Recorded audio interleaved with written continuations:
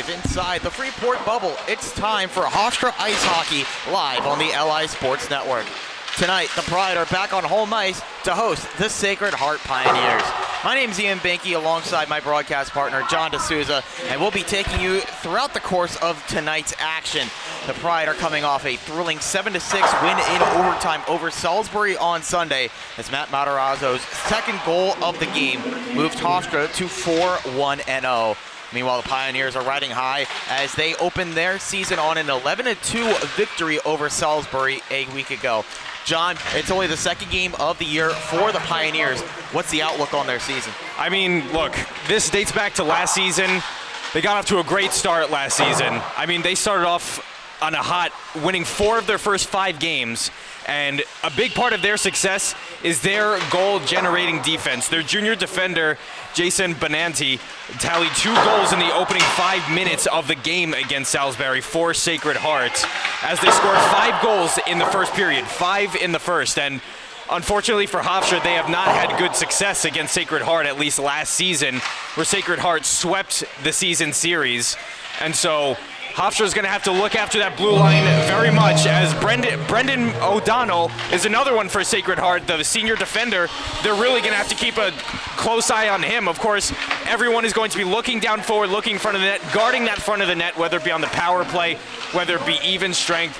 Sacred Heart is very good at their puck possession game, but Hofstra is really going to have to take a look at that blue line. That's going to be the big difference for them in this game, when you have to not only pit yourself against a potent offense, but when you have a blue line that could generate just as good, you're fighting an uphill battle. But of course, anything can happen. Yeah, it's really interesting looking at just what these two teams have done in their last 2 games, considering Hofstra, they eked out a win over Salisbury. It took the extra period, but really, Sacred Heart cruised. You talk about 5 goals in the first period and 11 goals overall is something that Hofstra should be concerned about. Yeah, and they didn't just get off to a hot start. They got off to a hot finish. They scored 4 goals, that being Sacred Heart.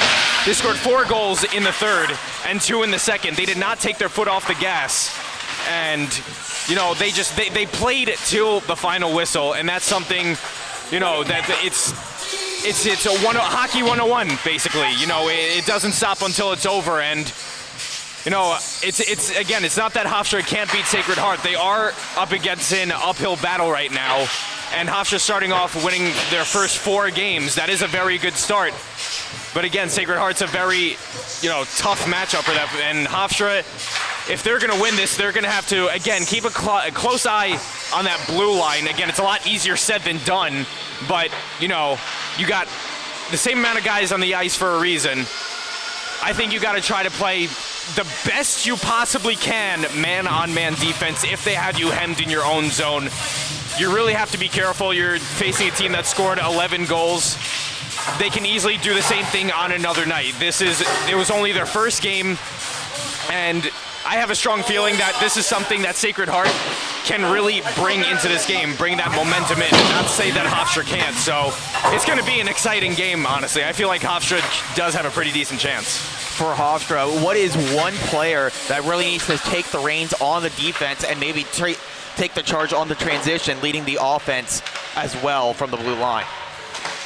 I mean, look, they got quite a few veterans here. They got Casolo, they got Harshut. I mean, they got Devin Roy. They got a bunch of veteran guys who have seen it, done it. They have faced really good teams like Quinnipiac, teams like Farmingdale, teams like, a lot from the Connecticut region. And of course, Sacred Heart is one of them. They've seen those 3 guys that I just mentioned right there, they have seen a lot of Sacred Heart last season. And Sacred Heart, again, unfortunately for Hofstra, were more successful. But Hofstra did have some close games against them. They did have a couple. And so, again, those guys, those veteran guys, they're really going to have to kind of, like I said, when we're talking about 5-on-5 defense, man-on-man, the best you can do, it's a lot easier said than done. And experience trumps everything in any sport, just about. Of course, you have that exception where they're just ridiculously fast, a ridiculous shot. I'm going to speak more about that during the game, how amazing it is having such a gift of specific talent, but experience matters more than anything. You see it in all types of leagues. You see it in championship teams. Those experienced guys like Harsha, like Casolo, like Roy, and of course their veteran goalie Spiro Markolis. He's going to have to be their best guy on the ice. He's the most important position, and he is great. He's had all of the starts that you can ask for from him. These are the guys in particular that I think that Hofstra is going to need to lean on for leadership, because when you're going up against a team that you're fighting uphill against, you really look up to your leaders there. Yeah, Dan Harcha is a guy that really has that veteran presence on the D-line, but also Dylan Kinzer has served as an offensive defenseman, really strong on both ends of the ice. He'll be another player to keep your eye on as well. And we'll take this time now to preview the goaltending matchup. You mentioned Hofstra starting netminder Spiro Markoulis will get the start. 2-0 record coming in with a 3.93 GAA and an 8.97 save percentage, although he's made a lot of high-quality stops on high-quality chances. Some of those saves really high danger. He is Hofstra's Ilya Sorokin. I spoke to him a couple of seasons ago when he was obviously younger. He was still playing really good hockey. I've seen this team play a couple of seasons ago. I saw them play, not Sacred Heart, I saw them play Quinnipiac, I saw them play Fairfield. They played some really good games, and Markolis has, you're right, he makes some really great saves. He does really remind me of a younger type of Sorokin, the saves he makes. I mean, they're very high danger. You think that net's open, he gets over with that pad right away. I saw him make a lot of saves, in particular on his stomach, getting that glove up, and you could chalk that up as luck, but you got to be good to be lucky and lucky to be good. And so, he's going to have to be their most important guy in this one again. He is very experienced. He has seen shots from all angles, but of course that's never going to stop goals from coming in, because that puck takes some weird bounces. Especially here at Freeport, where the ice sometimes reported as not the smoothest. As now we look on the other side of things for Sacred Heart, they will start James Birch in net. He got the start against Salisbury, got the win. He is 1-0, 27 stops on 29 shots against. He was really solid, but again, he had a lot of cushion in net and didn't have to worry about giving up the big costly goal. Yeah, I mean, we talk about how, defense is the best offense. How about offense sometimes is the best defense? I mean, you don't get 11 goals just by, rushes up the ice. You get 11 goals from a lot of puck possession, and something that some people may seem to forget, of course, playing good defense is incredible, but sometimes if you can play that keep-away game, keep pucks away from getting in your own net, maybe you're not the best scoring team, you may want to utilize the keep-away to your advantage. Of course, I'm going to be saying this, for the rest of the night. A lot easier said than done, but his offense was incredible in front of him. 11 goals, that is a lot of puck possession, that is a lot of goals going in, and if his team, if Sacred Heart, if the Pioneers can get off to a hot start again, that would be able to kind of deflate the Hofstra pride. And same goes for Hofstra. If they could get a couple of goals early, that could be a deflating experience for the opposing team. So that's something that that Sacred Heart has to their advantage. They're very good offense, can generate some good defense just by, keeping the puck pinned in the offensive zone. We'll take you right now quickly through the starting lineups for Hofstra. They start Matt Matarazzo, James Van Aaron, and Devin Roy on the forwards. Dylan Kinzer and Chris Del Panino will be the defensive pairing to start things off in front of Spiro Markoulis. And then for the Pioneers, they start things off with 4 forwards starting things off. Jack Kinahan, Noah O'Neill, and Andre Hamparuzzi. That name is a mouthful. Excuse me. Hamparzumian will get the start alongside Thomas Bayer. And they also send Colin Birch on the back line in front of James Birch in a goal. Well, don't go anywhere, folks. Puck drop just on the other side. We'll take a break for anthems, but don't stray far. Hofstra, Sacred Heart coming up shortly.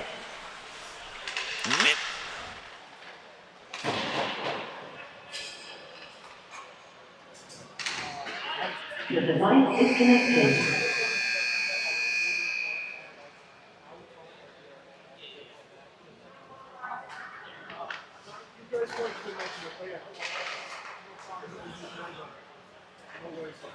I guess we really have a different rule set in R2. R2, that's a standard mention. Yeah, that's what I mean. I was like,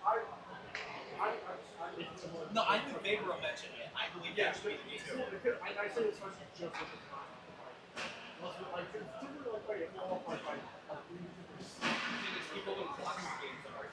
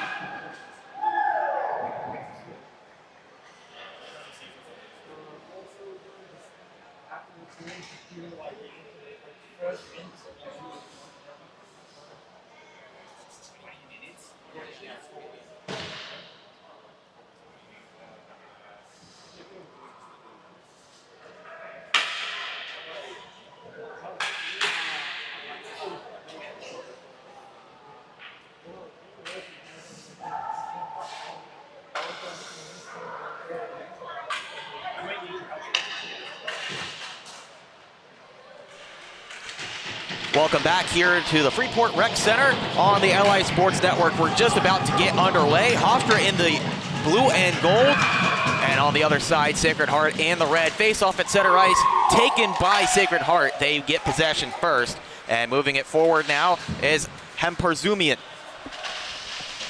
Sending in, and we will note foggy conditions in the arena. Time might not be exactly on point as Hofstra sends this in, crunch to the boards as they dump it in. That was Matarazzo getting the puck. Early. Yeah, look for the early physicality as this one is sent to the near side boards. No, we're all in close proximity. This is Connecticut and this is Long Island. It is one ferry ride away, so this isn't something just because we're two different states, it doesn't mean anything. This is a rivalry. Puck sent to the end boards here. Sacred Heart trying to establish offensive possession, get it to the blue line with Birch. His shot goes wide, blocked down. Now Hofstra touching up, and there's a hand pass, and the faceoff will stay in the defensive zone. Yeah, I wasn't sure if that hand pass stayed in the zone, but it looks like it may have exited. I initially thought to myself, okay, he swiped at it in his own zone, that's fine, but I guess the puck had rolled out. Either way, he had no other choice. That's something that's a faceoff you gotta take instead of risking it deflecting past Marcolis. You mentioned the foggy conditions. We had to take out the squeegee to try to clean off the boards in front of us. Still not 100%. Got the fortunate bounce of having the monitor here for us as Hofstra trying to clear it out, and it breaks here, 2-on-1. Now a 3-on-1 for Hofstra. A chance in, and that one's deflected down. Good defensive recovery by the Pioneers. Now they're able to clear out, and Hofstra now on the back foot. Mentioned a lot at the beginning of the game. Yes, offense is good defense, but you also don't win 11-2 without some great plays, blocking plays like that. Sent in by Hofstra as they try to utilize the dump and chase. Dangerous chance out in front, couldn't find the stick. Just out of reach. Now Sacred Heart trying to come the other way, some miscommunication with the line change. Now able to come off is Brendan Murphy. Hofstra's looking good to start off this game. I mean, no, there really hasn't been a clear puck possession winner, but Hofstra has gotten off to a really good start against a team that had their number last year. Roy lost an edge that hindered that attack. Now Sacred Heart forming up in their own end. Circling back now as the puck will come right in front of us here in the booth. Great applied pressure there. Spinning around, trying to get it back to the point, instead putting on the brakes, putting it out in front. And the puck trickles now to the boards. A shot, that time shanked off the stick, and it goes wide. In the corner, that's Jake Kalani. Sent back forwards by Luke Body. Puck behind the net. Out in front, pad stopped by Markoulis. You're going to see many of those tonight. Defensive unit changing now for Sacred Heart. Changing on the fly as a centering pass just met the intended target. And then clearing him out, that's going to be a penalty. As a hit there unintentionally, it seemed. A collision in mid-ice, and down is the Hofstra player on the play. Looks like that was Jake Barry who delivered that hit for SHU, and honestly, that looks like a mini Jake Trouba hit right there. I mean, that was clean. That was upon a zone exit. I mean, that's all the ingredients of a Jake Trouba hit. He will be called for an infraction, though, sending Hofstra to the power play for the first time tonight. Hofstra on the season, executing the power play at a 17.24% clip. However, that is something that they worked extensively on in practice, the man advantage play. Did not find much success against Salisbury, only 1 for 7. As Sacred Heart promptly wins the draw and sends it down.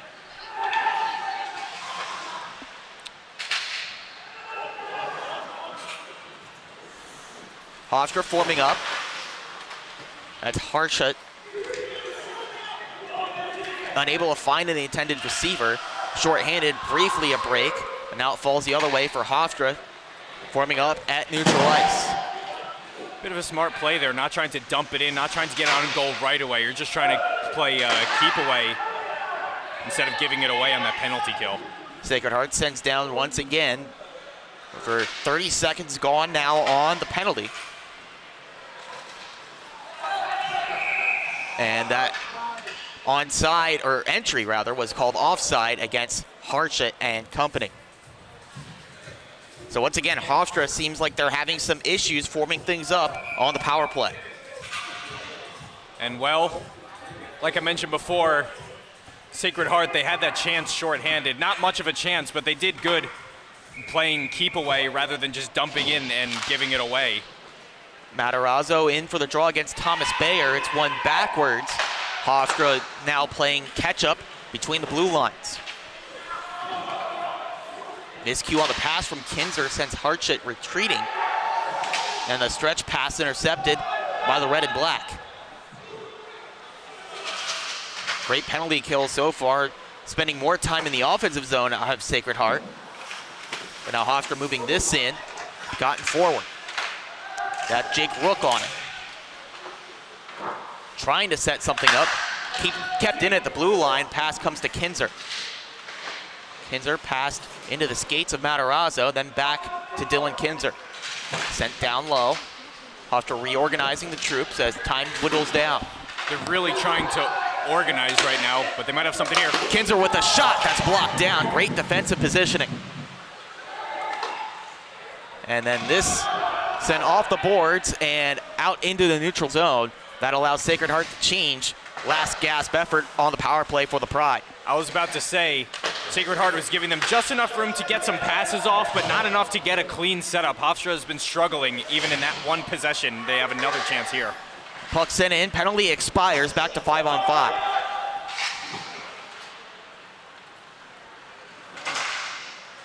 Sent all the way down. Deflected though, no icing call as Hofstra goes back to collect. A big hit against the end boards as they do so. You're going to see a lot of momentum shift in favor of Sacred Heart now after that penalty kill, I'm telling you. High shot, gloved down by Hofstra, but then turned over. A shot on the rebound, that one whizzes wide. Puck still in the end board area, but now cleared out by Hofstra, trying to get something going. You just dump it in, look for something better. A short angle shot that's saved by the netminder, James Birch, who's really called into action for the first time tonight. Yep, again, only led up 2 goals last game. I think Hofstra has only registered about what seems like 2 shots in this game. One of them, I don't think Hofstra actually got a single shot off that power play, and now they luckily have a face-off here, trying to kill some of that momentum from Sacred Heart. Yeah, officially no shots on that power play. That was their first shot of the game. As off the offensive zone draw, they try to get possession, but instead it falls to Sacred Heart. As AAU pushing up that left wing. Here's a move in, back to the point, settled down by Aiden Vreeland, but then off the skate of a Hofstra defender who now moved the other way, chasing Sacred Heart all the way back. A couple of guys playing pest there. That's the best thing you could do. Bayer circling in neutral ice, opted to set back all the way to his defenders. And Casola, one of those veteran guys I mentioned in pregame, he's being a big pest to Sacred Heart right now. One of the reasons Sacred Heart has not scored yet. They haven't gotten any clean breaks. Slow roller on net to Markoulis. He puts the trapper on top of it for the whistle. Just under 12:3 to play. Still no score between the Pride and the Pioneers. All right, well, Hofstra's doing good at delivering some pushback on Sacred Heart, who I thought would have a lot more pushback after their own penalty kill. Offensive zone draw taken by Sacred Heart. They send back to the point with Body. A shot, that one hits off of something out in front, maybe off the stick of Markoulis. On far side boards, sent right back into the mixer. Point collapsing, a slap shot. That one goes wide off the boards. Body closes off the point, but not well enough. Leaks all the way down for Hofstra. Chance for Feza, Frank Feza, a shot. And that just goes by the post. That was great speed chasing after that puck. Amazing speed, explosiveness, strong strides. Shot off the rebound, saved once again by Birch. As the rebound falls all the way out to the red stripe at center. Saucer pass somehow finds its way over to Luke Body, who gains the zone. Body dangles in. That one confused Markoulis for a second, but he's still on it. Long range wrister from the point. Saved down, a scrum for it, as the referee waves his arms, no goal. Somehow keeping that out was Markoulis. There was a little miscommunication there. We see that one again. It looks like there was a little miscommunication. You see that skater right there heading off the ice. I don't know if that was him getting off for a line change or expecting a breakout pass, but I mean, a little miscommunication there. Luckily, it did not cost Hofstra. Quality chance for Brendan O'Donnell, who could not find the twine as the puck comes to the far side of the net. Hofstra clears that out, sends Sacred Heart on the retreat to set things back up.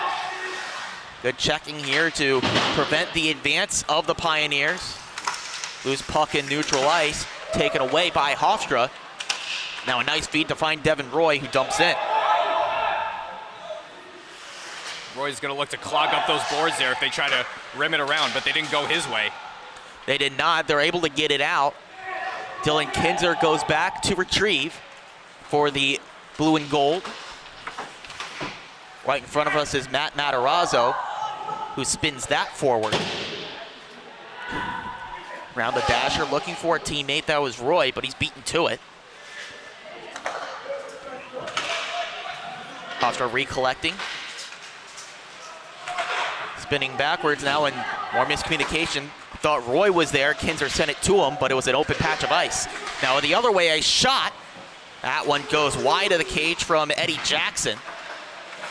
Now the Pride looking for a breakout. Long pass, trying to find the stick of Cam Kelly. He's checked into the boards as he pins it down deep. There really has been no winner in puck possession right now. It really has been a lot of back and forth if you've been watching this whole time. We see our heads going east to west. End-to-end hockey, a Sacred Heart on the puck. They send all the way around. Looking to pin Hofstra in their defensive zone.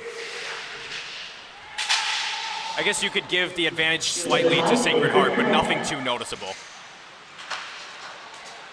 Have it behind the net now, looking to get it out in front. Crunch to the boards, and that hit allows Hofstra to come away with it. Pass looking for Cam Kelly. He's on the puck now on his forehand. Spinning back looking for Yerk. That's Yerks. Brendan Yerks on it. Holding, and it's taken away. Pocket picked, and now comes forward for Sacred Heart. 1-on-2. Oh, nice move around the defender. A shot on, and Markoulis able to get to it. I almost was expecting that one to go in. When you go west to east like that and then you shoot far side again, I see a lot of goalies let that up. Good on Markoulis for keeping that out. Sacred Heart still in a dangerous area. The device is connected. Putting that behind the net. Watch that. Sent around, wide open, the shot. Pad stop Markoulis. And the rebound still loose, it's behind the net. Puck comes all the way, not quite to the blue line, and a big check. Hofstra player slow to get up. Markoulis pins that one to his chest to get the whistle. As player slow to get up for Hofstra, now slowly making his way over to the bench. That was a big hit delivered there by Sacred Heart's Jack Kinahan. And again, another one that looked like it was favoring the head a little bit. That was the thing I wasn't sure about. Looked like an elbow might have gotten thrown inadvertently into that hit. We can see the intensity pick up later in the periods. This is just the opener right now. No teams have scored. And no score in this one. Under 8 minutes to play in the first period. Hofstra trying to clear the defensive zone. Instead comes back towards Markoulis before it gets out. Oh, another shove being thrown there, and neutral ice turns possession over. Holding at the blue line is Pinacchino. Sent around the dasher. Over there on the far side, but now Hofstra brings it up. Pass into the skates. Sacred Heart is finishing a lot of their checks now. As Hofstra was breaking out, I saw a player right by the benches get a hit delivered on him again. Puck was dumped in there and stopped down by the keeper to get the whistle. Hofstra had a good chance there if the pass was not in the skates of Casola. They had a 4-on-2 opportunity on the breakout, but the pass in the skates forced the reorganization. One thing I say that's positive about the sport, that's something no one thinks of, you become experienced at falling. So if you fall off the ice, you have less of a chance to get serious hurt, and these guys thankfully pop right back up after they fall down. The ice is not a very forgiving surface, but these guys are used to it, as Sacred Heart sends this one right back in. And a sharp angle shot knocked down once again by Markoulis. Good job, Spiro Markoulis again. He has been very great for Hofstra. I would say he definitely has had to bear more of the brunt compared to Sacred Heart in net, but he's been stepping up this entire time, and if Spiro Markoulis can keep this up, it'll take even one goal for Hofstra to win. Might be called upon again. A dangle into the dangerous home plate area, and they pass back to the point. Body fires wide. Hofstra still can't clear. A shot on. Markoulis saves. Rebound still there. It's poked wide. He's good. He is good. He tracked that rebound very well. Hofstra still battling for it. Now finally able to get it clear. A give and go. Looking for Matarazzo. Pass just out of his reach. Oh, nice dangle by Body around Roy. Body gains the zone to his forehand. The glide push to the boards. Hofstra looking to leave. Sealing the point, though, was Sacred Heart. Pass comes across. They score! The pressure pays off, and the Pioneers strike first. That started from a big rush from Luke Body, the sophomore defender for Sacred Heart. He started that rush. He took it all the way from his own defensive zone. Look at that cross-ice pass, just picture perfect. You know, Markoulis had to make a lot of great saves to start this game. A lot of, point-blank shots, a lot of, rebounds to collect. But no matter what happens, if you have to deal with a puck crossing the crease, crossing the ice, one-timer or not, if you have enough time, that is always tough to save. They're right back in as the wraparound chance shut down. It was O'Donnell getting the goal. O'Donnell, his second goal of the season for the Pioneers. Now Hofstra trying to find the response. Puck taken away. Probably fighting to get it back down in the corner. A couple of players there pinching to play pest, Yerkes being one of them. It ran out in front for Yerkes, and he just cannot elevate the puck enough. Birch shut it down. That spot is so tough when you're on the ice. You're so close to a goalie. I mean, all you can really do is just flick it up, but even then, when you're so close, you can only flick it up so high when you're that close. A lot of fans will, of course, get excited, get their hopes up, but really all you have is that 5-hole to shoot at, depending on how much space you have between you and the goalie. Well, Yerkes calls himself the garbage can. I'm not sure if he calls himself that or if he got the nickname, but he hangs out in those dirty areas and he takes out the garbage more often than not. Just could not come through in that opportunity. If you can collect enough garbage goals, I mean, are those really garbage goals? It's called right place, right time. It's a lot more difficult than it looks, being able to read the play so well. You should tell his friends that, as that one sent around. I think they know. They all play the same sport. That one chases Benanti back. Backhand feed gets through to neutral, but now Hofstra, miscommunication. Hartshut tried to find the crossing player of Christian Maurer. Miscommunication now comes forward to Maurer, who touches up, allows it to go forward. Maurer, the freshman, getting into his first game action this season. Great pinch there. That puck is still in the zone all because of Maurer. Great pinch. Not anymore. Yeah, 2-on-2, the Pioneers come. A shot, looking for the rebound on the back door. And that one just missed. After clearing out now, a long dump down. Does this have the legs for icing? It does. We get a whistle with 3:26 approximately left to go in the first. There's only so much they could do there. Hofstra did not have the numbers, you know, advancing forward on the attack. They had 4 of their guys back in their own zone. There may have been a change of a couple of players trying to get some fresh legs on. And of course, it's very tough to hit it on net from all the way back in your own end. Hofstra on the back foot again, defending against the defensive zone draw. Shot attempt knocked down. Hofstra comes forward now as the puck is sent in by Surrey. Surrey leads the charge. Comes around and to it first for the Pioneers. A burst of steam into the zone. A shot. That one goes off the boards. Noah O'Neill with that really good. Again, another defender entering the zone for SHU from their own end. So you really got to watch those Pioneers. Sealing the wing is Colin Birch. Sends it back forward from the blue line. Passed right back into Noah O'Neill. Deflected shot falls to Birch. Birch charges in from the blue line. Down low. Looks for a passing partner, but his pocket is picked. Hofstra, though, still cannot get it out. Good forecheck by Sacred Heart. Hofstra finally able to clear. It's now a pass just behind the intended receiver, number 22. That's Matt Casola.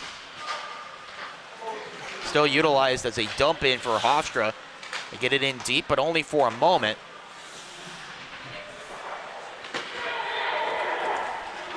Long pass.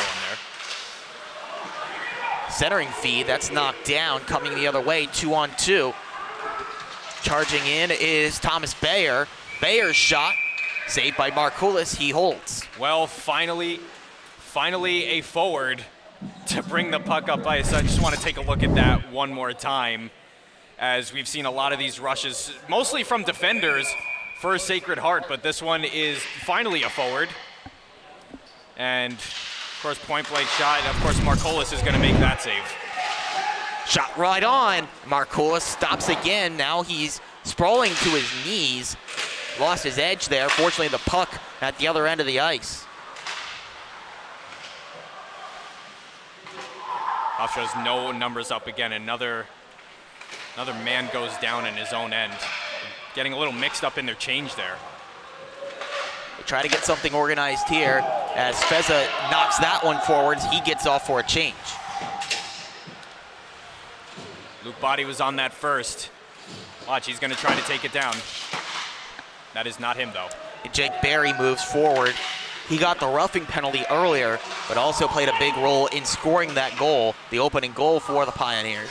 And Body was the one who made the initial rush to create that chance for Sacred Heart in the first place. He's on the ice right now and getting heavily involved, staying very close to the puck.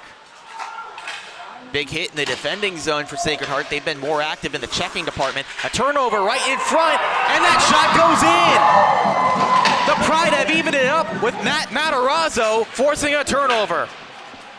That's amazing hockey right there. That's what I'm saying. You pinch, and you get rewarded for it. Look at that turnover right there. And I say, sometimes 5-hole is the only option you have when you're that close to the net, and he nailed it. That was a very strong shot too. It looks like he shot through some defender's sticks there, and that is not an easy thing to do. Matarazzo comes through his 5th goal of the season already in the 6th game of the campaign at the 2:36 mark remaining in the period. Again, our clock, apologize for the discrepancy. We cannot see the official game clock. Weather has been acting, a bit strange lately. Humid, not so humid. And of course, tomorrow we're going to get a lot of rain. That's going to show that, hey, it has been humid these past few days as weather typically works. Pioneers offside there. We get a whistle. Approximately 2 minutes left here in the opening frame. That's a good eye, Ian. Assists catching up now on the O'Donnell goal go to Anthony Garacci and Brendan Murphy. No assists on the Matarazzo goal. It was unassisted.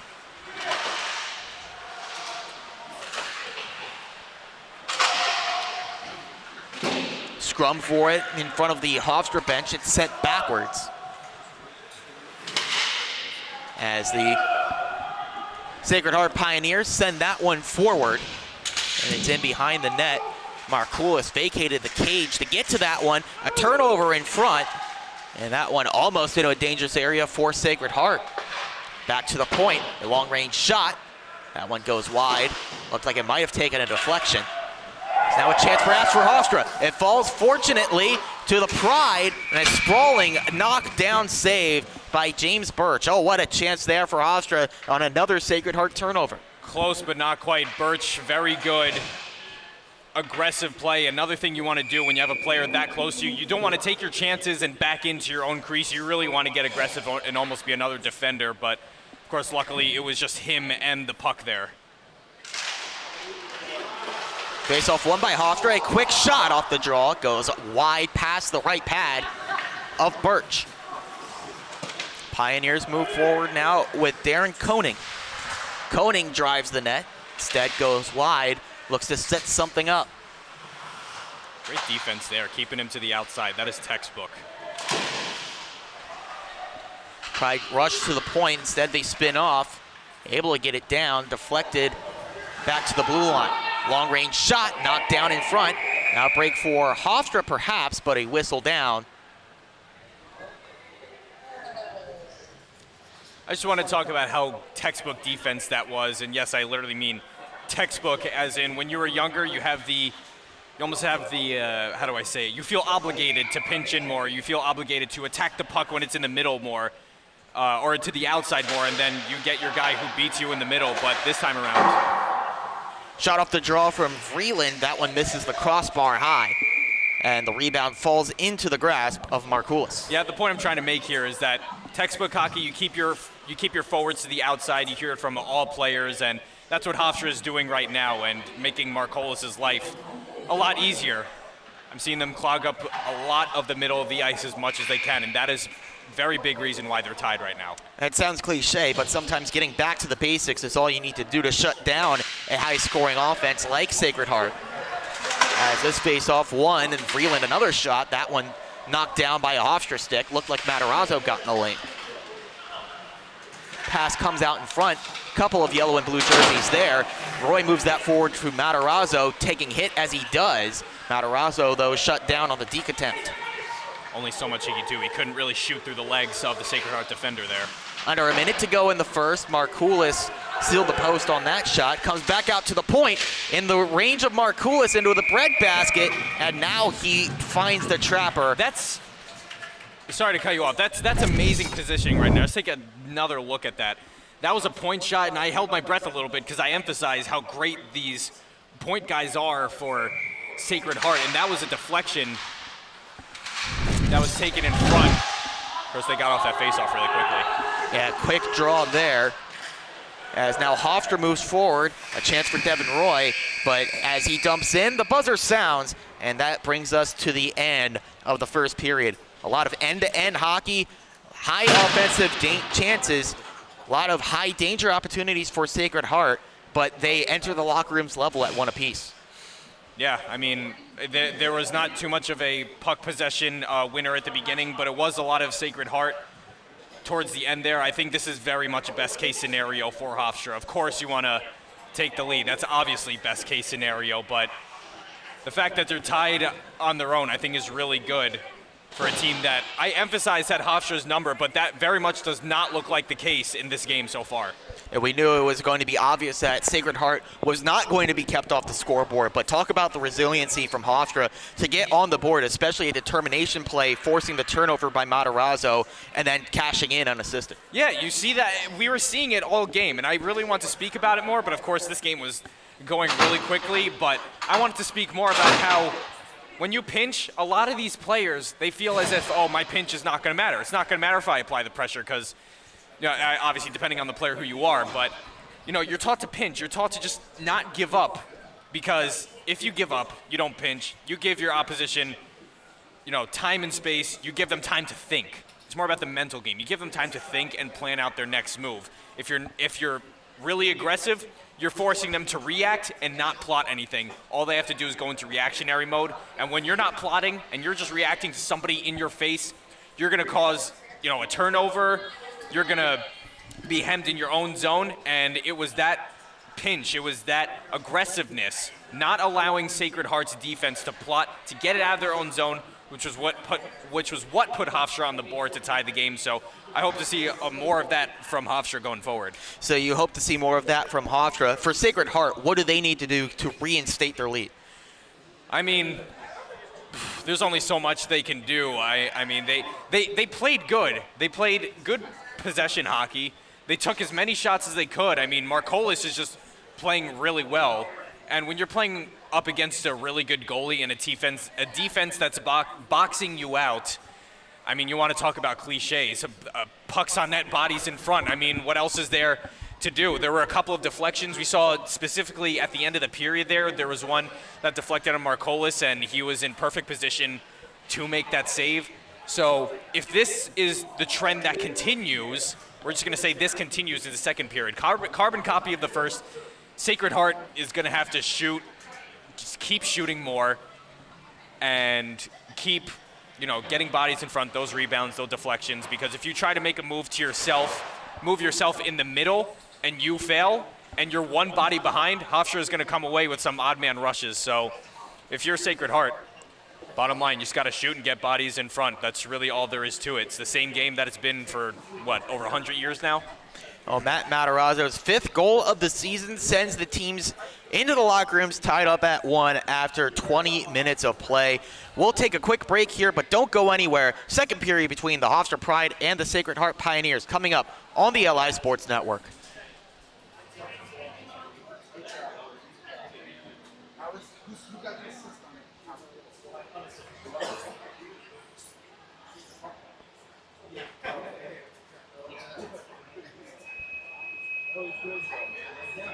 I've never called a game with you with Hofstra.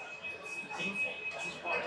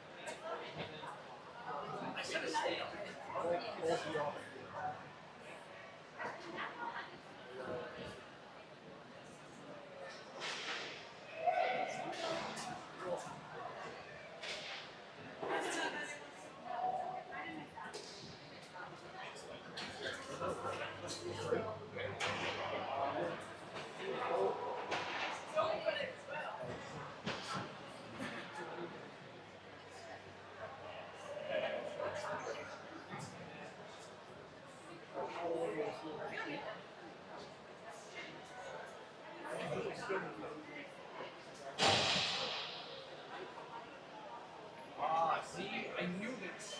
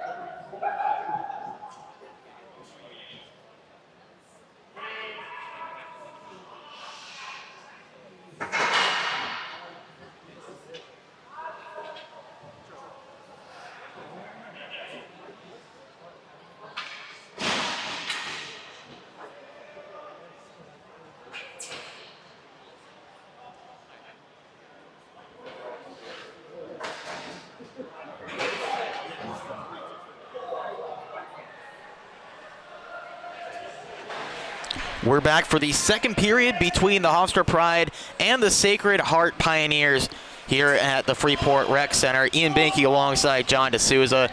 And John, a really competitive first period between these two teams, tied up at 1 apiece.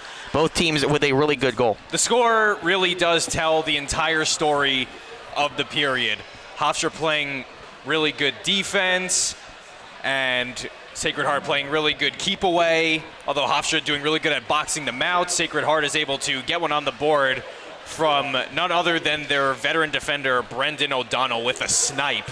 And that's not something that's easy to stop for Spiro Marcolis, who had to fend off a east to west type of passing play to fend it off. And then Hofstra, they get one back on a pinch. We spoke about that as we were ending last period. They need to do a lot more of that, a lot more pestful playing, a lot more, just get in their face, because you have a lot more time to plot in your head what you're going to do. Of course, a few seconds might not seem like a lot, but in the sport of hockey, when you're on the ice, 1 second can make the difference in coming up with a breakout pass, passing it out of your zone. And then one more thing I will just mention from last game for Sacred Heart against Salisbury. They took a lot of shots in the first period. Marcolis had to make a lot of saves. Sacred Heart took 49 shots against Salisbury last game. So if you want to keep those, if Sacred Heart is going to keep the trend of shots going, Hofstra is going to have to do really well in boxing them out. It's going to be a tough one for Hofstra, but it's close so far. And another thing to mention is how physical this game has become. A bunch of not late hits, but big hits late in the period, especially from Sacred Heart. They've ramped up the physicality, and the Hofstra bench surely is feeling it right now. Yeah, I mean, there were, I would say, 3 that I can recall off the top of my head, 3 good hits delivered by Sacred Heart. One of them at least reminded me of a Jacob Trouba hit. As for all the hockey fans out there, you know what I'm talking about. That big hit delivered when you are the team applying the pressure, and then your opponents in their own defensive zone are escaping the zone. We saw a little bit of that from Sacred Heart, and no harm, no foul. It resulted in a penalty for Sacred Heart. I'm pretty sure that was it was Strano, number 5. He's wearing number 5 tonight. Yeah, and so, a lot of physicality. Sacred Heart was finishing a lot of their hits, even as, a couple of plays where Hofstra players were getting rid of the puck. Sacred Heart, they'd finish their hits anyway, and that's a way to play a hockey game. You deliver those hits, you're going to strike possible fear into your opponents and make them think twice before just throwing the puck away. In case you're just joining us here on the LI Sports Network, a 1-1 scoreline after the first period. As we are set to go in the middle frame, Hofstra now attacking from left to right, and it's Sacred Heart going from right to left in the red and white. Jackson Chalmers, the former Hofstra Pride member, drops the puck at center ice, and we are underway in the middle stanza.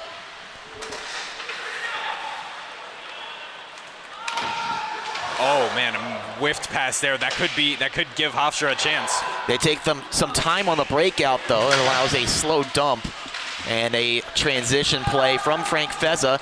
Now held at the line, a knuckle shot coming in from the point by Chris Cuolo. Still in the crease, but now finally able to find it is James Birch for the whistle.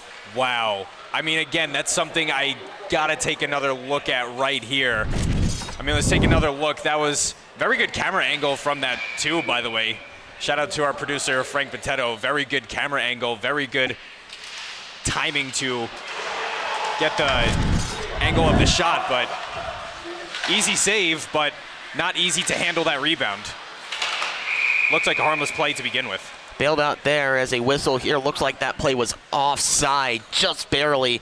The Sacred Heart attacker in the zone as that was coming forward, or perhaps, no, maybe a hand pass. So it will come into the Hofstra defensive zone. Well, we saw a hand pass at the beginning of the first period. Not a trend you normally see. Maybe you'll see a goal at the beginning of each period. Maybe you'll see, I don't know, a big hit, but a hand pass. I don't know, just not something I've seen.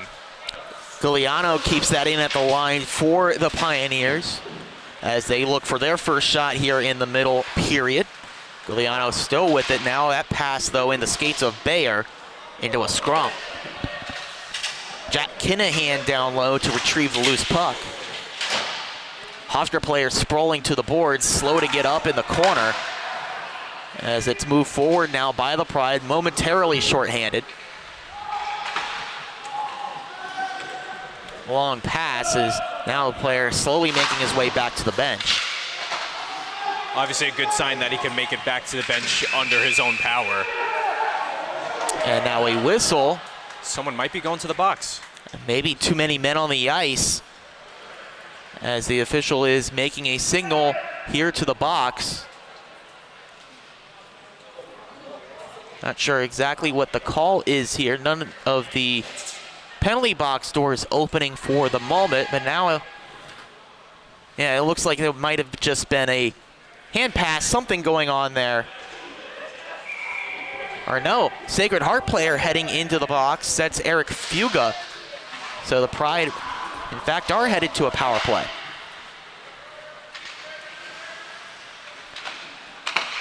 Hard to see what the call was there, but either way, Hofstra will be the benefactor as a long-range deflection comes in on the cage. Birch will take no chances. Hofstra had one power play, of course, in the opening frame, and I think that was a very strong penalty kill from Sacred Heart. They spent more time in Hofstra's zone than Hofstra did applying pressure on the power play. Hopefully that changes here. So the call was too many men on the ice against Sacred Heart, as now here's a break for the shorthanded team. Here's Benanti just out of his reach. Now comes the other way for Hofstra. Too many men on the ice was the penalty. Penalty is being served for Sacred Heart by Eric Fuga. As the shot comes in, a centering pass to Matarazzo, man, was right there on the defense. Isn't it just an amazing view we got here right now? You can see the puck, you can see everybody here right now. Right to Roy, and somehow getting a piece of that one was Birch. Got some space. They got space. Look at this. Looking over to Roy, and pass into the slot. A shot just goes high and wide. Resetting things down low. Devin Roy passing back to Kinzer. Kinzer walks in. Shot goes to the far side of the cage wide. Looking for Roy that time, instead off the boards, and he's able to receive it. Kinzer reaches out to knock it down. Deflection try. Too wide, settles down. Looking for Matarazzo, instead deflects out to Kinzer. Dylan Kinzer passes off to Matarazzo. Cross ice feed to Roy. Roy walks in, and that one might have been deflected down on a diving stop. Time on the penalty expiring. This is the most pressure Birch has seen all game. Now they're out of the box and off the penalty expiring. A shot from Matarazzo shanked wide, and now the other way, here comes Sacred Heart. Sustained possession on the power play, but very few shots on target, if any.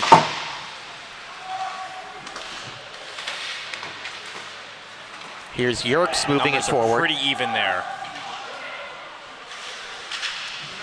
Probably trying to find some momentum despite not scoring. Just keeping Sacred Heart pinned in their own zone for the longest they've been in their own zone this entire game. I was gonna say, even though they were on the man advantage, that was some good puck possession. And of course, as I say, offense is the best defense. Well, maybe you don't score, but you go that whole time not letting up a goal yourself. Dangerous chance in the slot. Murphy robbed by Markoulis with some great positioning. Let's see that again. Point blank, Markoulis in perfect positioning. Of course, playing a little pest there was Hofstra. And look at that, point blank in front. Of course, no one has eyes on the back of their head, and even if you had eyes on the back of the head, it's covered by a helmet. Right off the draw, they score. Colin Birch rips it home, and it is 2-1 Sacred Heart. Well, it looked very similar to what was happening beforehand. It very much looked like we see this here again. Yeah. It was a point-blank chance again. It was very similar to what drew the face-off in the first place, that Markoulis had to make a point-blank save. But that one beats him. Yeah, it's right off the face-off, something you draw up on the practice rink. And now looking for more right in front.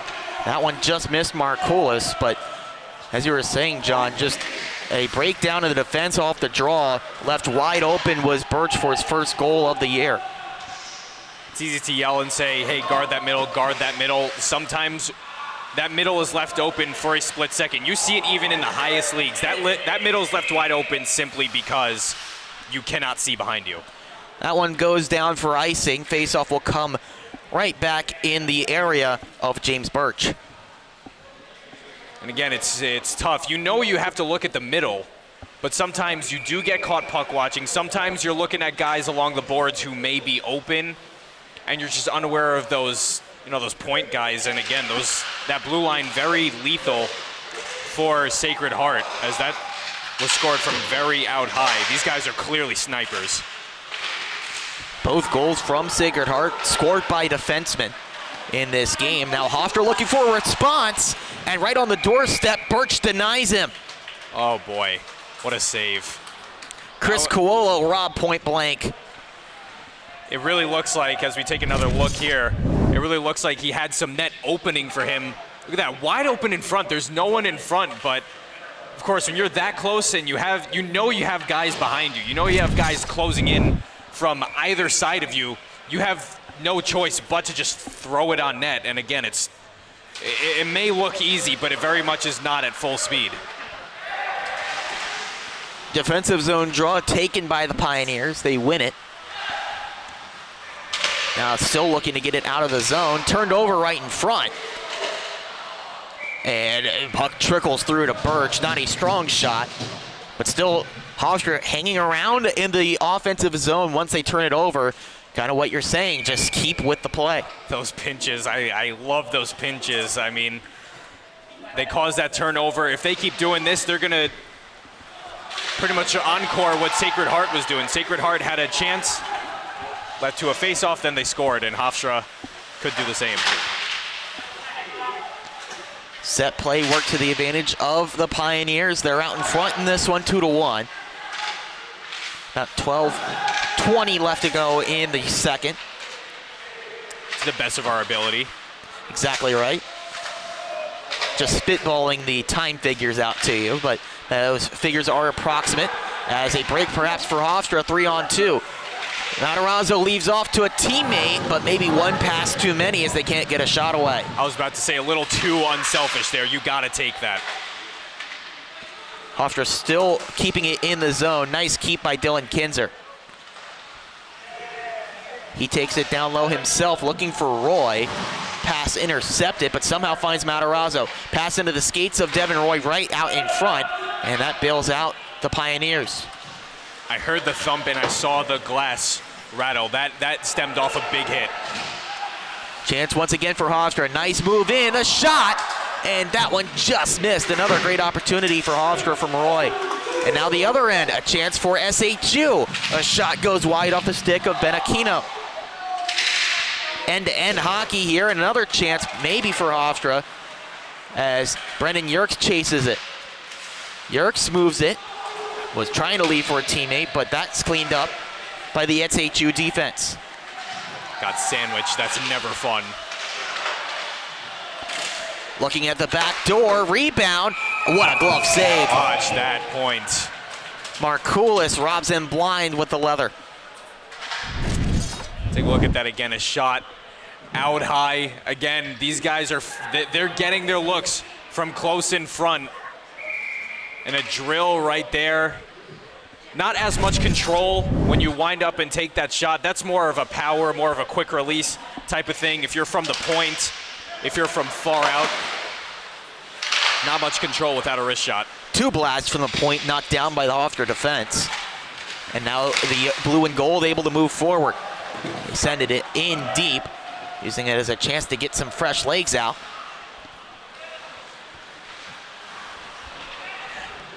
Puck stalling here behind the SHU goal. Now they try to bring it up. Almost. Good pinch. Good idea. One-on-one, they come through neutral, and a shot easily saved by Markoulis from Bayer, but the rebound, it's poked in. Was that banked in? Was it poked in? The SHU is celebrating, but maybe I was premature, as the face-off will just be... No, they are celebrating. Nobody knows exactly what's going on here. Hofstra's lining up for a face-off. We're not entirely sure. Conflicting signals from the officials, but I believe Markoulis was able to stop that from crossing the line. Wow. Try to take another look at that at the next stoppage if there is no goal scored. And Markoulis stops that easily. Now we get a chance to look at that last play. All right, so we'll take a look here. Obviously, we got one angle to look at. That's behind the net. Almost friendly fire. Bounced off the skate of Chris Cuolo. That caused the momentary celebration, but Markoulis able to press the pads together. Seems like a little old trick there. I'll explain in a second. Hofstra a diving chance to get that out. Instead, they fan on it, comes down low, wrap around look, then the pass into the slot comes all the way out to the blue line unintended. And case possession here for the red and white. Long range shot, blockered away by Markoulis. Another pass here, and a shot, and back-to-back goals for Cullen Birch. That makes it 3-1 SHU. And well, I don't know what I'm going to say is necessary now. I was going to make a little comparison to running a race, but we're going to take a look at this goal first, and I may make my point either way. You see that again, another shot from the point. They are just so dangerous from back there. It's their defenders that have been scoring so many goals. Again, they had 2 goals from the blue line last game against Salisbury. And of course, O'Donnell for them, just an ever so dangerous skater for them. You really got to watch those snipes. There's really not much you can do because you feel like that's not as high of danger, but this is clearly the Pioneers' bread and butter. All 3 goals from the blue line in this one for Sacred Heart. As they push in once again, looking for more. Knuckling puck evades the stick of 2 SHU attackers. They have to tag back up. Hofstra's not playing a bad game. These are just shots that are very tough to stop for Spiro Markoulis, and I never played goalie, so I I can't critique him. I mean, that is a tough position, but these are just absolute darts from Sacred Heart. Puck is dumped in, and that was also set up by a nice play from Alexander Giuliano, who kept that puck in at the blue line, then fettered it across to Birch, who was able to slot it home. Kept in here by Matthew Strano, but then poked away. A break maybe for Hofstra. The pass, though, to Kinzer, not enough mustard on it, turned over. Promptly a break the other way. Here's a shot, sticked away by Markoulis, takes that away from Eddie Jackson.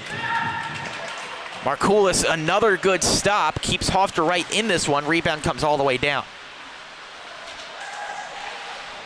Sacred Heart, don't get too comfy. There you go. That's Hofstra for you. It's turned over. Hofstra trying to pin it back in.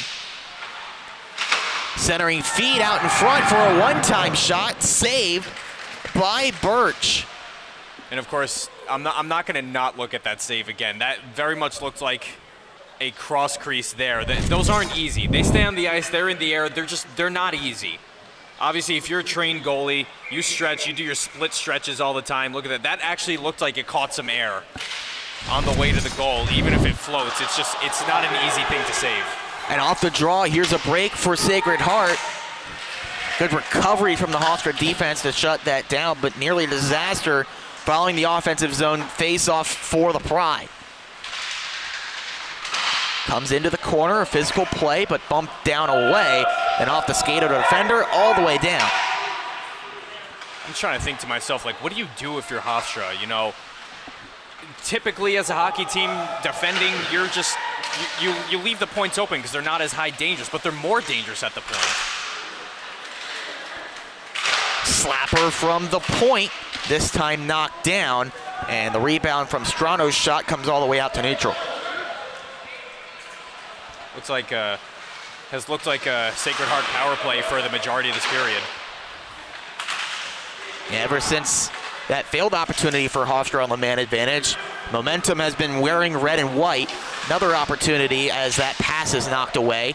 Instead falls down a one-timer. That one shanked off the stick of Jason Benanti.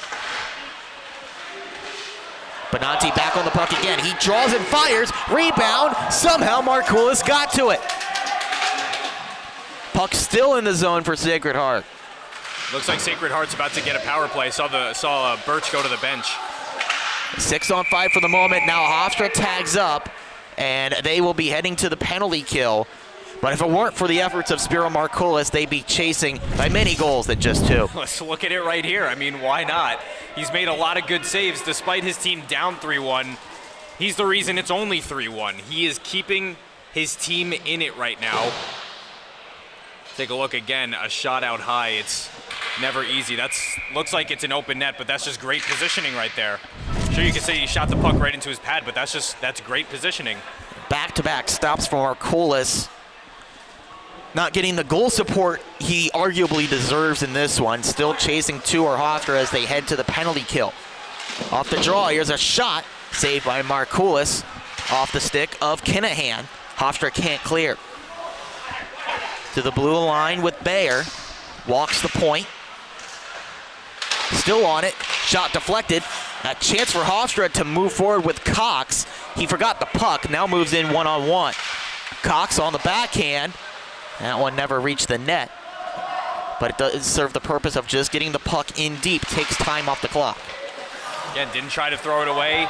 Didn't give it away. He tried to hang on to it as long as he can. Bayer on the forehand glide, then puts on the brakes. To the blue line with Kinahan. Now back to Bayer.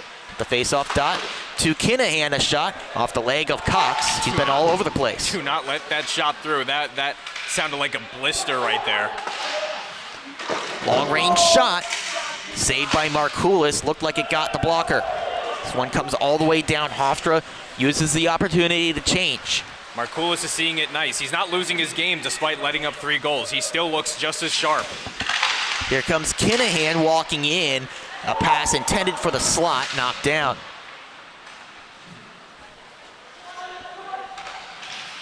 He's had to turn his head a lot.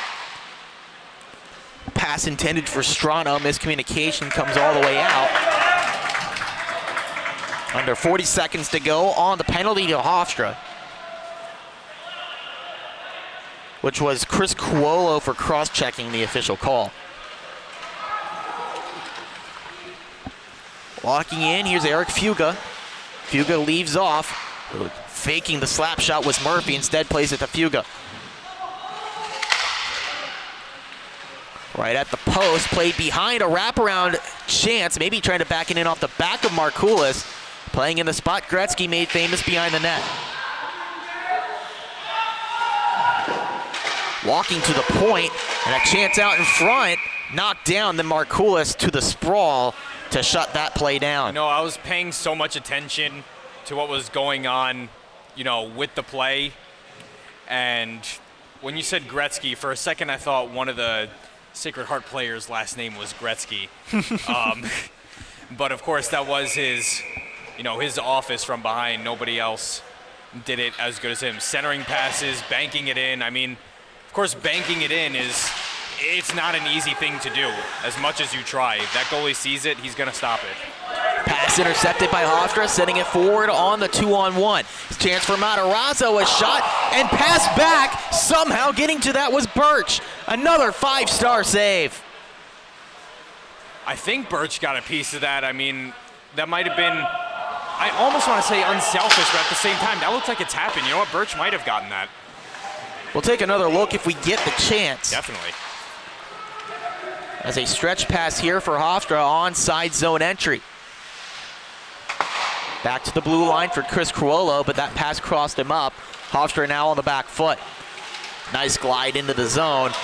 Good stick check, knocks it away. Careful, almost drew a hook there. He did a good job just below the hands with that stick lift. Hofstra just trying to get it out, they do, but it might be icing. The arm goes up, and the whistle blows. Faceoff comes back in the defensive end. Well, Hofstra has some tired legs out there and will not be able to get the change because of the icing, but again, let's take a look at that. Let's take a look at that play again if we have enough time here as the players are getting lined up for a face-off. Again, I wasn't too sure if Birch got it initially. Again, we'll take a look at that possibly later. Yeah, definitely worth taking a look at. Birch sprawled out. If he got a piece of it, it's a ESPN top 10 play worthy stop. It's not as easy as it looks, guys. Not as easy as it looks. And those who play, who are watching out there, you know what I mean. Clearing attempt knocked down by the Pride, and now a whistle. Maybe a chance for Hofstra here as referee goes to the box. Cross-checking is signaled. And the Pride are heading to the power play as Colin Birch heads to the box, and that's a big player to be missing for 2 minutes. Wow. I mean, here's another chance for Hofstra. And we'll see if they can get it back here. This is big momentum for them. Possible big momentum shift. Already 0 for 2 as Cox on a set play from the draw wins it forward, then fires off the pad of Birch. Pass comes near side. That's Casola holding. Pass comes back to him. Casola into the slot. Dangerous chance, still fighting for it, and cleared out by the Pioneers. Noah O'Neill, very great pass cancellation there. We saw him take a few good rushes up the ice. Noah O'Neill has had a pretty good, solid game so far, and that was a crucial pass to cut because that could have been a Hofstra goal easily. That attack fizzles out for Hofstra. They reform with Matt Casola. Casola scored the opener against Salisbury last weekend. Back to the point to Chris Cuolo, a hot shot. That one misses to the near side. You know, I don't know how people just don't jump out of the way for that. That's frightening. Chris Cuolo keeps in at the point. Another couple passes and the shot into the breadbasket of Birch. Look out here. And a couple arms going up as they're arguing their case, saying that it's not a potential penalty against them, as now we take a look back. Rebound there. Yeah, it looked like a little bit of a late jab. Of course, a couple of blows. Nothing too harmful. It's part of the sport. Also, no hard feelings. And also part of the rivalry. The Long Island Sound rivalry you talked about earlier, John, between Yes. the two teams on both sides of the Long Island Sound. The Great North Shore separating Connecticut and Long Island. I'm biased and I like the North Shore better. That's just me.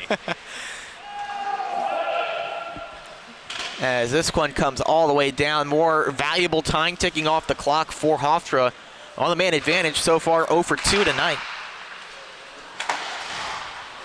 Just struggling getting things set up as Matarazzo held up there in neutral ice, no call, and Hofstra sent back into their own end. It's been a good kill by Sacred Heart, but at the same time, Birch has had to make a lot of good saves. I see Hofstra's power play gradually increasing, getting better, improving, the word I'm looking for each man advantage. O'Donnell pins that in deep with time dwindling down. Puck just comes in. Hofstra might have been, now they're onside. They could just call it on as time expires on the man advantage. Uh-oh. Yeah, breakaway for Sacred Heart. They're in. Markoulis shuts it down. Great save, Spiro Markoulis.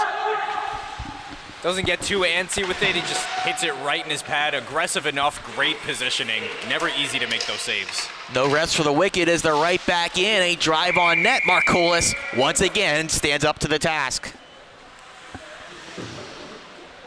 And again, he almost got his own rebound there. Markoulis, very good rebound control. Looks like there was an outnumbered number of red sweaters there. And that's always nerve-wracking as well. You got a breakaway closing in on you. Time winding down here in the second period, under 2 minutes to play. Yeah, as Hofstra trying to leave the zone. Just able to do it here as the puck pins into their own end right afterwards. Fortunate bounce off the boards, maybe a break for the Pride. Passed on, and then the shot saved by Birch, and now some pushing and shoving to the side of the cage. I knew tensions were going to rise as the periods advance because, of course, that's when the stakes start to get higher. That's when time starts to become more of your enemy. You start to get more anxious. You start to feel like, you know, if you commit a penalty, maybe you don't want it to be called against you. You play extra aggressive. You don't want it to be called against you. And it looks like Hofstra might go to the man advantage again. Yeah. Yeah, a roughing call, just one penalty, and it's Aiden Vreeland who will sit for 2 or remainder of this period unless Hofstra scores. So now another chance for Hofstra, 0 for 3 tonight on the man advantage, but you get as many opportunities as they've had, you think you're bound to get at least one. Yeah, like I said, they're gradually improving on their power play. This could be the one. Face-off won by the Pride, but they cannot keep the zone. They have to tag back up.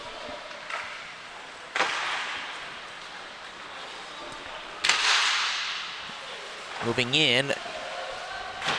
And that play once again disrupted. They have to go back. Just so many difficulties setting things up on the power play.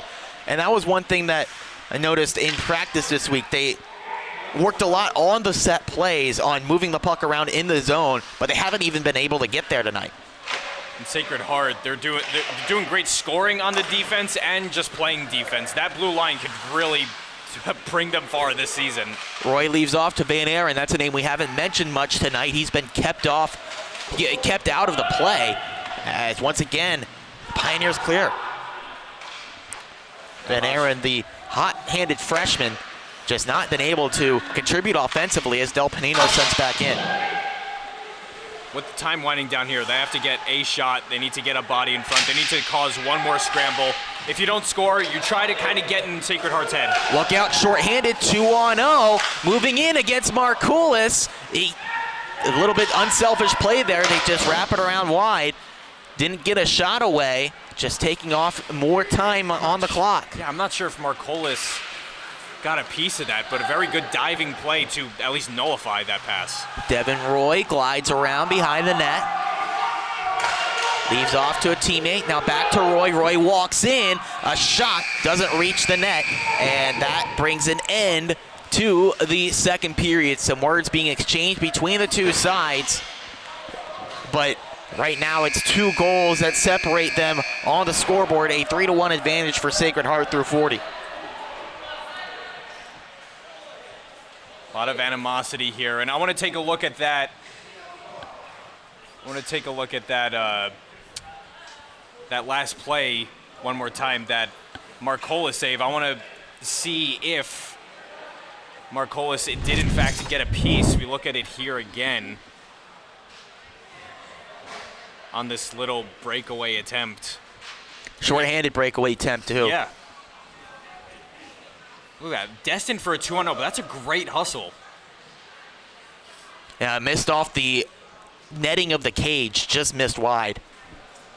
And hustling back to get that one was Dylan Kinzer for Hofstra. That was a great hustle by him. If not for him, that puck is probably in, and it's probably a 4-1 lead for Sacred Heart. And well, I mentioned as this period was ending, if you're not going to score, maybe get into one more little scuffle, maybe show them what you're about physically, and show them that, hey, we're not going to get pushed around. You may be up 3-1, but we're just not going to make it easy on you. We're going to make you think twice before you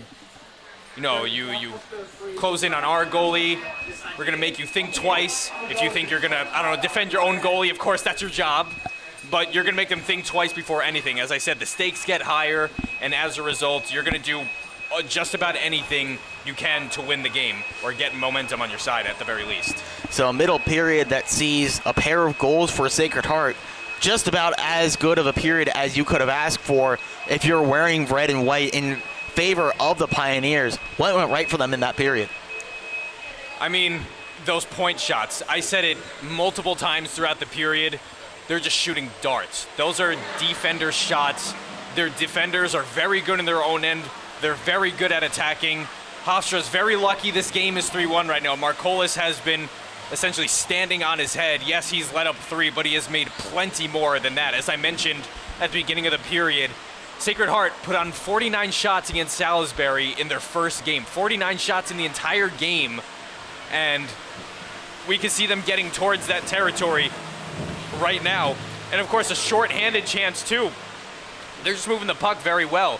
They're kind of having that eyes on the back of their head type of puck moving where they know where each other are, they know how to move in what situation, and they're playing very aggressive, and they're finishing. That's the big thing. They're finishing. They have guys at the point that can finish, and I mentioned that, I don't know how really to defend that. I mean, those are the guys who are supposed to be, I guess you could say lower danger. I mean, you really can't say it's low danger in any case, but those point guys, normally you typically leave them open, and it won't be as much of a problem if you can block shots, but those point guys are just absolutely lethal.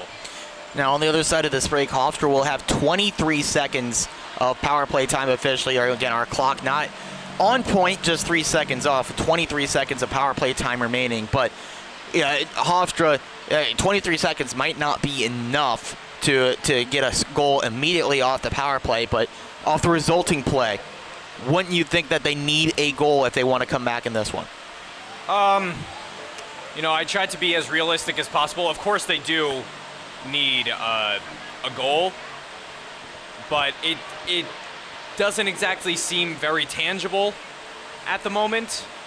And so what they really need to do is apply some pressure, keep the puck in the zone, and even if it gets to even strength, who knows what they do then. They scored their only goal on a turnover, so unfortunately the puck possession game hasn't really favored Hofstra in terms of scoring. They scored in that one turnover, but I would say, realistically speaking, do we want a goal? Absolutely. Can it happen? Of course it can. But most realistically, I would say just try to play keep away, shoot as many as you can, and if if Birch continue to scoop them up, that's a face-off in the offensive zone. That's not nothing. Get possession, anything can happen. So, so many outcomes. We'll see what the Hofstra Pride can draw up out of the locker room, but we'll step aside here on the LI Sports Network, but don't stray too far. On the other side of this break, we'll bring you the third and final period of regulation between the Pride and the Pioneers. You're watching Hofstra Pride Ice Hockey on the LI Sports Network.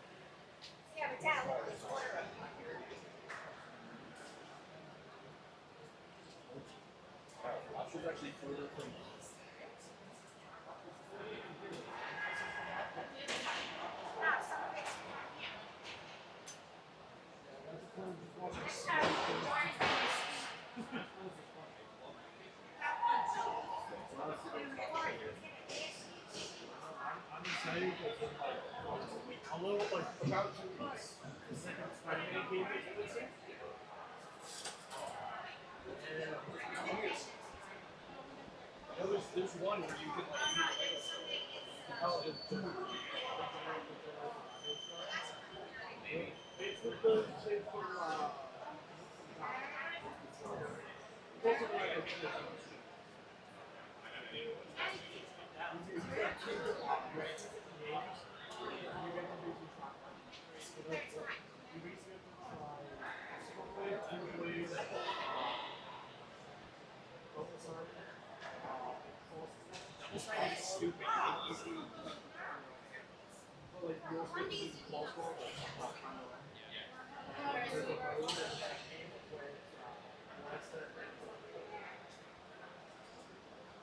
you could have a blaster and a saber and the same time.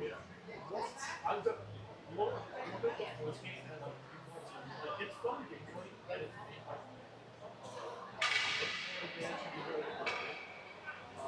Says nothing.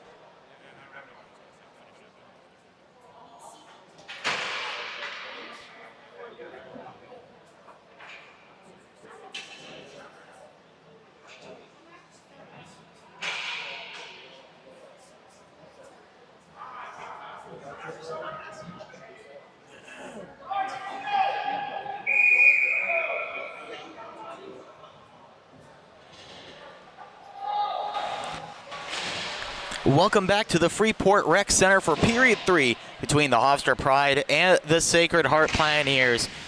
After 2 periods of play, it is 3-1 Sacred Heart. The Pride have 23 seconds of power play time to find a response to the strong second period for SHU. Welcome back, everyone. My name is Ian Binky alongside John D'Souza. And John, the Pride really need to get things going on offense. It's been a struggle all in all. Yeah, I mean, it has been a relatively balanced attack, and I say that the score does tell the story.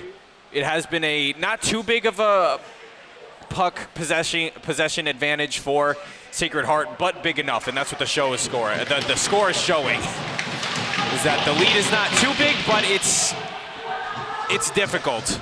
But at the same time, they do say that 2-goal leads are the worst you can have in sports, so we'll see what happens. SHU wins the opening draw, but the Hofstra Pride do get a shot on goal. It's turned aside by James Birch, then sent down. Roy sends that in. Pride are holding here at the point, but the penalty expires. And out of the box, we're back to 5-on-5 hockey. Good penalty kill for Sacred Heart. Fan clearing attempt, the drive on goal, but a poke check turns that aside from Birch. Loose stick on the ice. Someone's playing without a twig. It was a Sacred Heart player. They go back to retrieve it as here's Cox. Jordan Cox moves in, glides on the forehand, a feed out in front, and that could not find the net.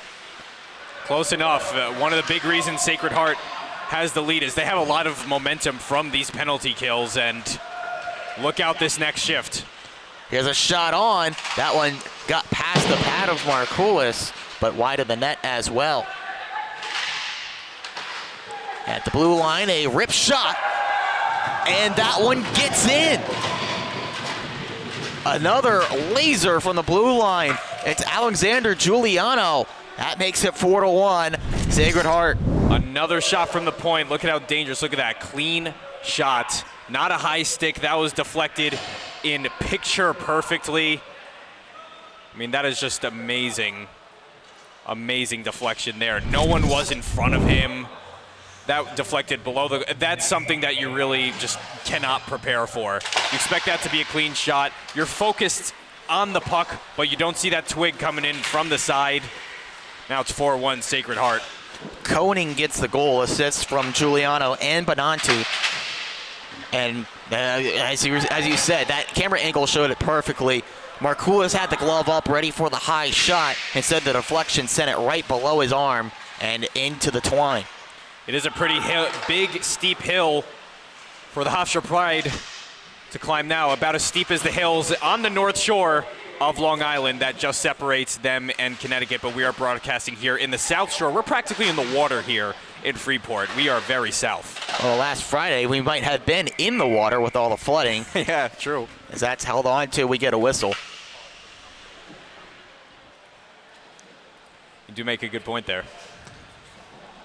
So Hofstra in this one at threat of losing their first game in Empire Conference play. Their only loss before was down in Pennsylvania playing out of conference opponents, but still playing some very good competition before they played in the Empire Federation. Now at threat of losing to Sacred Heart if they aren't able to scrap one back in the next couple of minutes. There is no loss of leadership on the Hofstra bench, as not sure if that puck deflected out and possibly could have clipped someone. I think that was the call. Nobody headed to the box for either team. So we'll just get a face-off right in front of the Hofstra bench. Yeah, that was just deflected out. But as I was saying before, no loss of leadership behind the Hofstra bench. Head coach Ryan Kelly has plenty of roller hockey coaching experience way back in Cortland. They've had some very successful teams in Division II. Nearly a break there for Hofstra and Camp Kelly, but he's beaten to it just out of the reach of the stick. This one to the blue line, held in by Patrick McDonough. Still battling for it, now sent backwards by SHU. A deflection, no icing. Big hit delivered very close to our honorary camera. A jam try turned aside by Markoulis. He puts the trapper on top of it for the whistle. Very good sheltering play by Markoulis, and again, for Hofstra, this is not what you want to see. You do not want to face off in your own end. You're down 4-1 now. Expect Hofstra to get, again, a little bit more scrappy. We saw a lot of action late in the second period. Expect it to amp up even more, being down 4-1. Long-range shot saved by Markoulis. Then the rebound goes wide. Still kept in by the red and white. O'Donnell chasing it now. Accompanied by Luke Caliani. There are no numbers forward for Hofstra right now. They're playing very conservative defense. Yeah, really four at the back permanently. Just trying to stem the tide. The puck has stayed in the defensive zone. Now here's a chance to break out. Racing for it is Yerkes. Still battling for it, stick in his skates. But no call there, he stayed on his 2 feet. He did everything he could there. He tried that puck possession play, although Yerkes looking like, yes, a left-handed shot indeed. If he was on his backhand there, he would have been able to protect that puck a little bit better, but because he was left-handed, there wasn't much he could have done.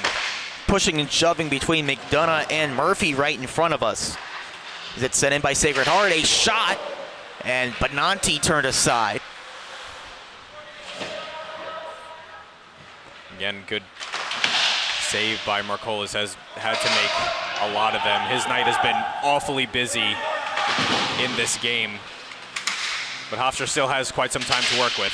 Deflection on, a shot. That one just rolls high off the stick.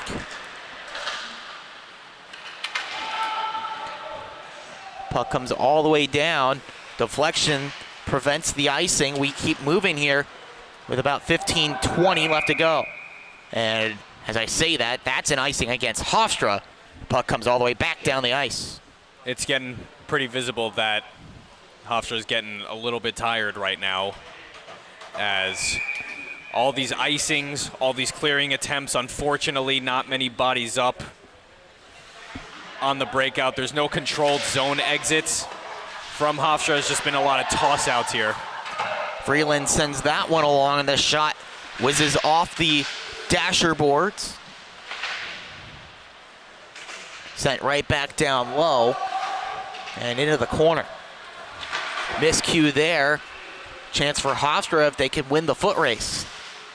A lunging try. Oh, good play there. Yeah, it falls right into the slot, but it leaks through everyone to the blue line, and Sacred Heart able to clear. Good eye from Vreeland to win the race. Some guys probably have to take advantage of that dive a little bit more. Hustle play from Body. Drives in, a centering attempt, cleared out. Maybe a chance for Hofstra. One-on-one, they skate through. That's Jordan Cox moving in, but once again turned aside, and a deflection on that, out of play into the Sacred Heart bench. It was Body again that started that play that drew a chance for them. Pinched in on that right side of the net, right-handed shot on his powerful side. And now Hofstra finally gets a face-off in the offensive zone. Again, you can never know if this will be a momentum shifter. They win the draw. Can they do something with it? Sent around in the blender, but cutting that one off is Colin Birch, who sends forward.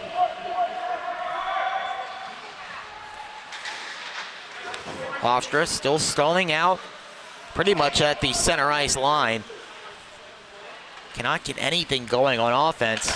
The stretch pass here, once again intercepted. Yeah, I was going to say quite a few of their clearing attempts being cut off by the defense of Sacred Heart, just like right there. And walking into the far side, a shot knocked down and sending all the way back out. But again, Sacred Heart won't mind this. Time off the clock is time in their favor. Holding on to a 3-goal lead. Now Hofstra had a good amount of numbers back. But a nice feed breaks it out to Kalani. He sends out in the middle, right to the doorstep. But that shot into the logo on the chest of Markoulis. That was a good save by Spiro Markoulis. Had it right in the breadbasket. Let's see if we can get that shot again. Hopefully we do.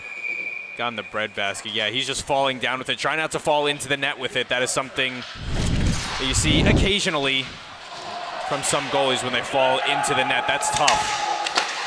Race to the puck off the draw, won by Sacred Heart as they try to recollect and reset the attack.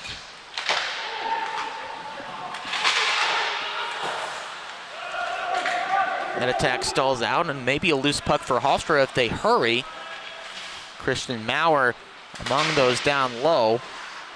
Stalling out the attack. Fourth line out for Hofstra along with Anish Suri. If you're Hofstra now, I guess you're thinking dump and chase. Your entries have not been the cleanest, but you see dump and chase work for some teams. Jammed to the doorstep, but cleaned out. Although Hofstra will take a penalty here. They draw a tripping call. That will send them back to the power play where they have not found much success tonight. Well, maybe you say the fourth time's the charm? Fourth time. I'm not sure if this was the fourth or fifth time, but this is something they, once again need. You just need one to get the momentum back in your favor. Again, the one goal they did score was off a turnover, and no matter how poorly the power play might be performing on any given night, there's always hope on the man up, always. And this is the fifth opportunity, 0 for 4 tonight, as that puck immediately sent down. Markoulis rushed by a forward-thinking skater for the Pioneers. Puck control on the far side boards. Now a battle for it right in front of the SHU bench. Seems like Sacred Heart really just takes on this new mindset. They just become a whole different team on the penalty kill. They looked a little sloppy in their final seconds before taking that penalty and sending them to the penalty kill, but they suddenly have turned it on again on this penalty kill. It's been amazing tonight. Well, they were 4 for 5 on the PK against Salisbury in their opener, but they've looked flawless tonight. Few and far between are the shots for the Pride on the man advantage, but maybe here's a chance. Rebound falls to Roy, who resets to Del Panino, and his return pass for Roy intercepted and cleared down. I was gonna say, I'm not sure that was out of midair or on the ice. That was intercepted. It looked like it was knocked down. I mean, there's just great hand-eye coordination. It was Noah O'Neill disrupting that play. Immediately went to the bench afterwards. The second killing unit out now for SHU as there's 40 seconds remaining on the penalty. Good save there by Birch. Tough angles, never that easy. Always underestimate those shots. And it's sent down by Brendan Murphy. Just great effort on the penalty killing, wasting no time. The puck's on their stick, they send it down the ice.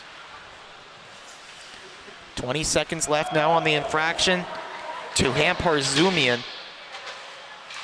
You got to try maybe one more dump and chase rather.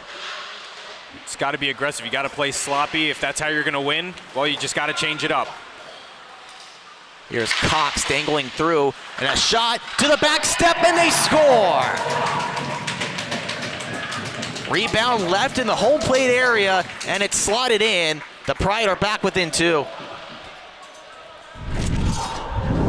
Those garbage goals, as you say, it looked like, wasn't sure if that was Yerkes on the play. That's Matt Casola. Matt Casola, one number off. Casola, his second goal of the year, first on the power play, makes it a 4-2 hockey game. Pride are right back in this one if they can keep the attacking pressure on. They do so here, sending threat into the cage of Birch. Doesn't have to make a save right now. Another loose puck sent backwards, Pride trying to recollect. Comes all the way around to Hartshut, who sends right back where it came from. They're moving it well now. They're moving it very well. Revitalize energy, and they score! Back-to-back goals for the Pride, and in the blink of the eye, they're back to within 1. Frank Fezza with the tally. I was about to say, that's great puck movement. It looks like that was off a sharp angle. That might have hit off a defender's stick. Fezza got the celebration, but maybe some confusion in front from SHU allows Hofstra to score twice. And, well, really, yeah, exactly right. It was 32 seconds between Casola's goal and Fezza, and they're right back in this one. I'm not going to lie to you because, you know, I never lie to you, but that's a very feel-good goal when you deflect it off an opposer's stick, off an opposer's skate.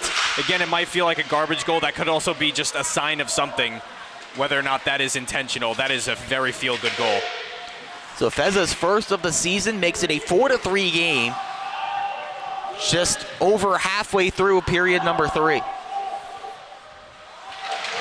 Those are sloppy goals, and it doesn't matter. A goal is a goal. You got to keep playing the sloppy game, I guess, that you're playing now.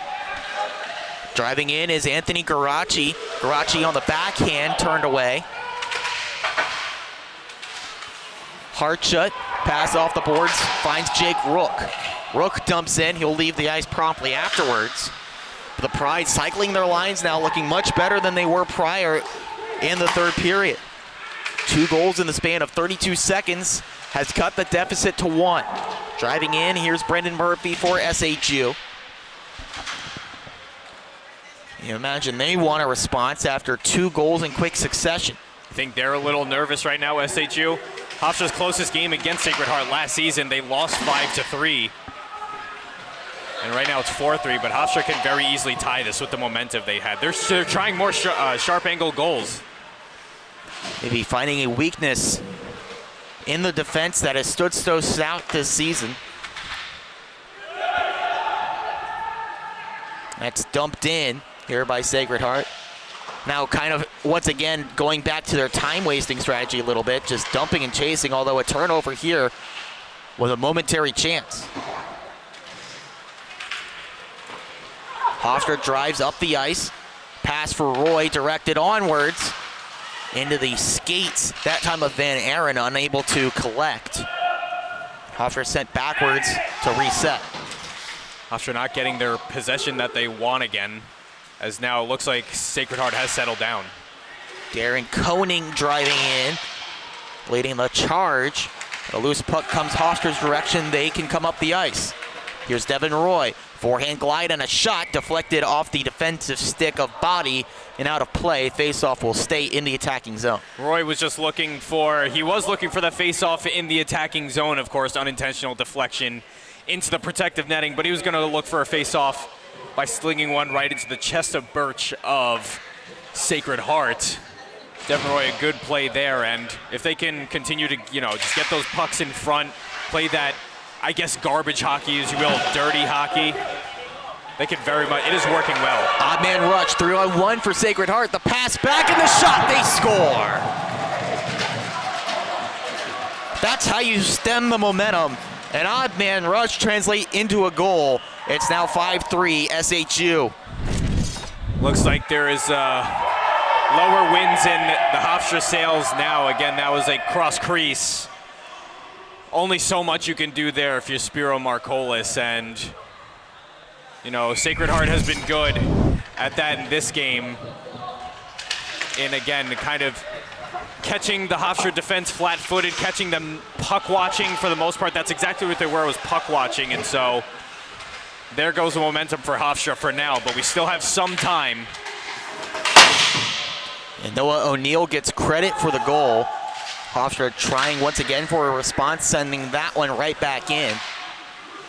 Third attempt fails at the blue line for SHU. Hofstra chasing it down. Poke check. Just onside. Yeah, just kept in. Good reach there by a Hofstra stick. And the Pride to keep it in the zone for a moment, but now SHU get it out. And a rush perhaps here led by Barry Burke. Burke sends that one around. Over to the far side boards, a collision there. Puck falls to Hofstra, and move forward with Yerkes. Yerkes sends in.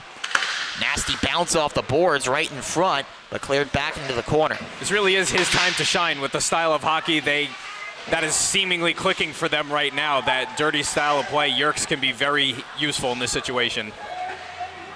Hartchuk, he fires looking for a deflection, doesn't find one. Comes off the boards.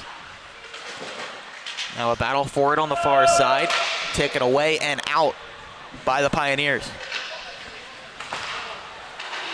Oh. Turnover in front, and that costs Hofstra dearly. 6-3 now the score on the cash in off the turnover. Well, if there's any doubt in our mind now, it seems very unlikely for a comeback at this point.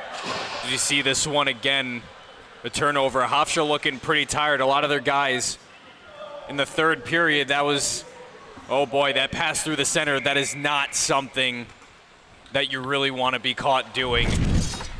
Unfortunately, might get an earful from Ryan Kelly. Maybe not the assailant in particular for giving it away, but the entire team, as that is another Hockey 101 lesson, is to not pass it through the center, although it did not look like he had many other options. Andre Humparzumian gets credit for the Hofstra mistake, his first goal of the season. And just as fast as Hofstra got back within one, the 3-goal lead is now reestablished for Sacred Heart, who look to cruise to victory here in this one. Sacred Heart is good on Long Island, whether it be against Stony Brook or Hofstra. They proved it last season. No matter what they came to Long Island, they took care of business. Kick in and try to keep it in, but it comes all the way down for SHU. That's Kinahan on the charge. There's now Hofstra once again on the back foot, looking for one more to boost them around. I was going to say the Pride are not playing a terrible game, but they just seem to be a little bit gassed, though. I'm not sure if they got into their own heads after closing into 4-3, because at that point you get a little bit anxious, and sometimes the anxiety works in your favor or against you. It's not always a momentum shifter, and unfortunately, it was a momentum shifter in favor of Sacred Heart, but Hofstra did show definitely some resilience in this game, despite the score. Well, turnover here could be a 2-on-1 opportunity. A shot, and they score.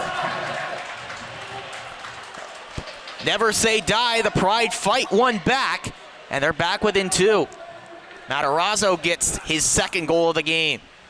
Well, they really are coming in fast and furious in this period so far. It is a 6-4 game now, and I mean, man, that's just clean. Time and space, and although the camera angle, it may look like he may be a bit far from the net, and I don't know, that maybe that's a savable puck.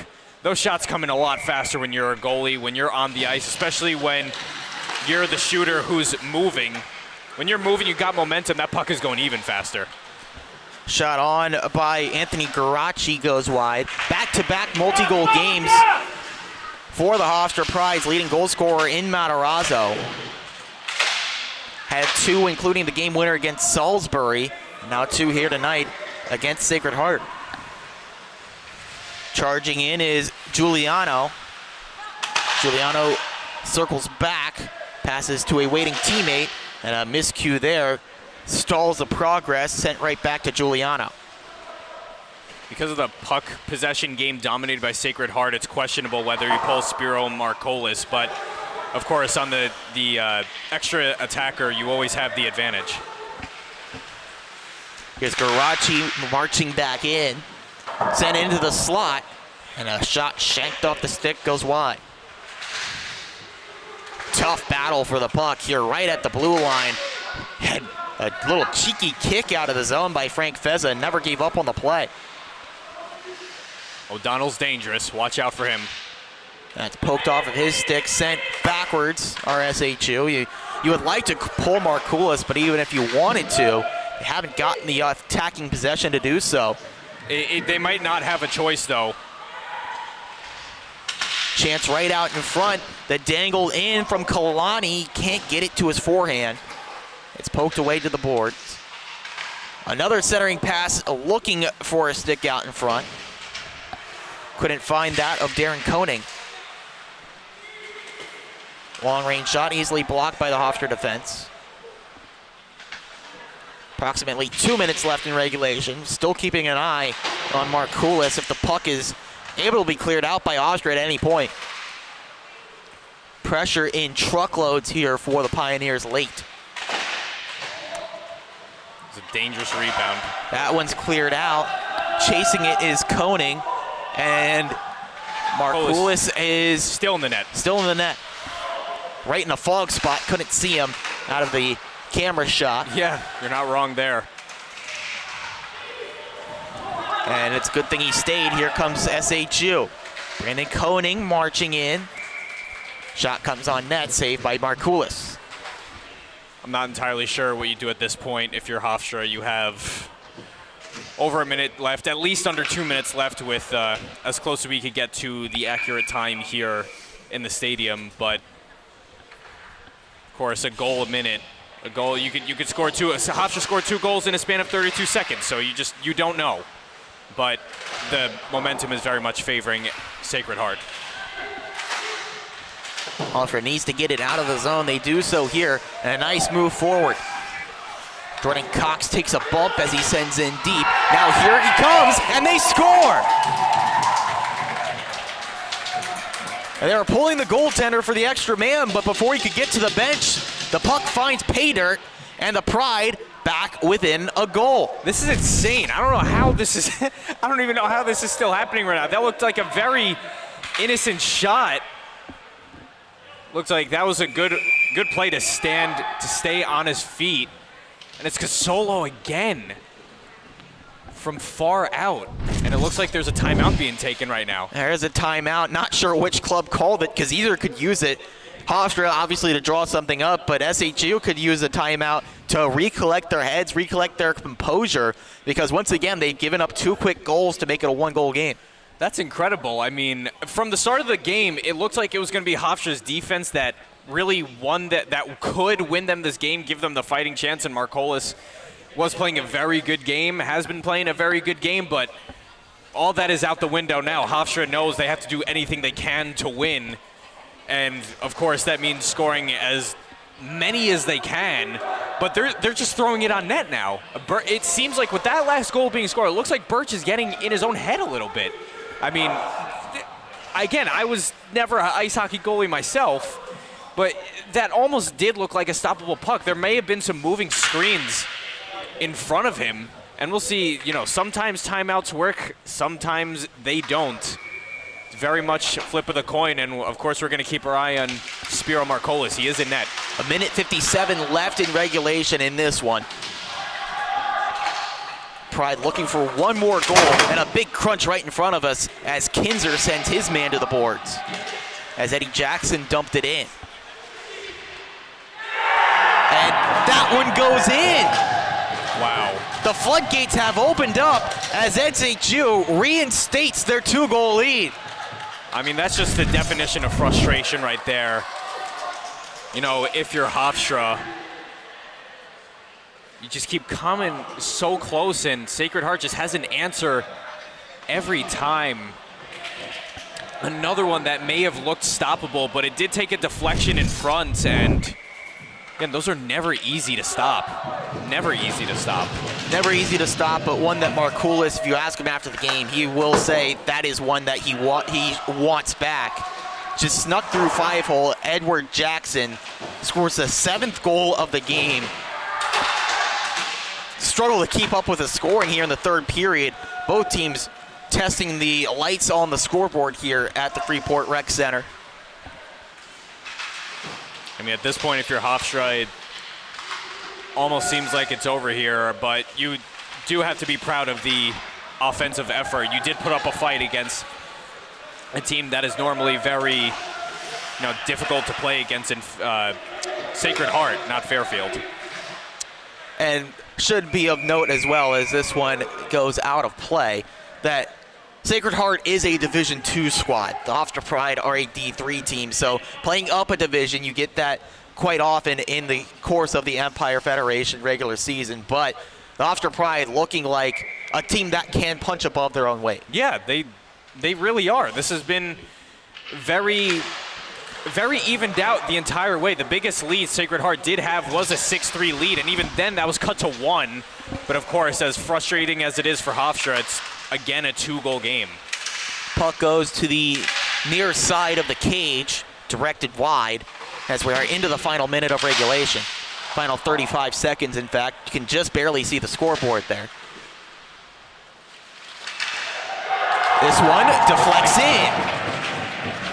Well, he said the floodgates were open before, but now the town is being flooded. It's 8-5. Connecticut flooding Long Island right now. It is not the 11 goals they scored last game. It is 8 there.